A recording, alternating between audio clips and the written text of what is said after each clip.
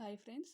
Previous వీడియోస్‌లో రాజ్యాంగంలోని ప్రవేశిక లేదా పీఠిక గురించి మనం నేర్చుకున్నాము. అలాగే మన రాజ్యాంగంలోని ప్రవేశిక గురించి కొందరు ఇంపార్టెంట్ వ్యక్తులు కొన్ని వ్యాఖ్యలు చేశారు. దేని గురించి? ప్రవేశిక గురించి. ఎవరెవరు ఏం వ్యాఖ్యలు చేశారో ఒకసారి తెలుసుకుందాం. ఫస్ట్, భారత ప్రజలు కన్న కలల సాకారమే రాజ్యాంగ ప్రవేశిక అని అన్నారు. ఎవరండి? అల్లాడి కృష్ణస్వామి అయ్యర్ అన్నారు. అలాగే భారత ప్రజల జాతక చక్రం అని కేఎం మున్షి అన్నారు. దేని గురించి? మన ప్రవేశిక గురించి వీళ్ళు ఒక్కొక్కరు ఒక్కొక్క మాట చెప్పారు. నెక్స్ట్, ప్రపంచాన్ని కుదిపిన విప్లవాల కన్నా రాజ్యాంగ ప్రవేశిక గొప్పది అని హిదయతుల్లా అన్నారు.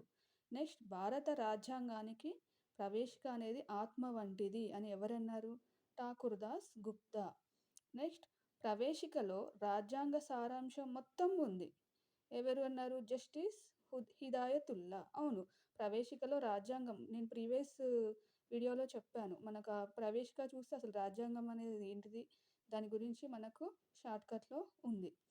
నెక్స్ట్, ఆదేశిక సూత్రాలు రాజ్యాంగానికి ఆత్మ వంటిది అని అన్నారు. ఎవరు?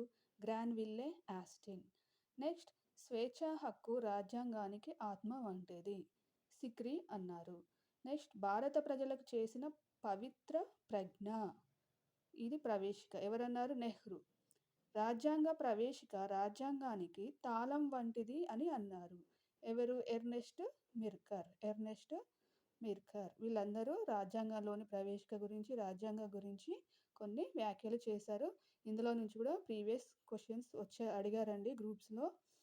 ప్లీజ్ నా వీడియో కనుక మీకు హెల్ప్‌ఫుల్ అయితే ప్లీజ్ లైక్ చేయండి అండ్ సబ్స్క్రైబ్ చేయండి ప్లీజ్.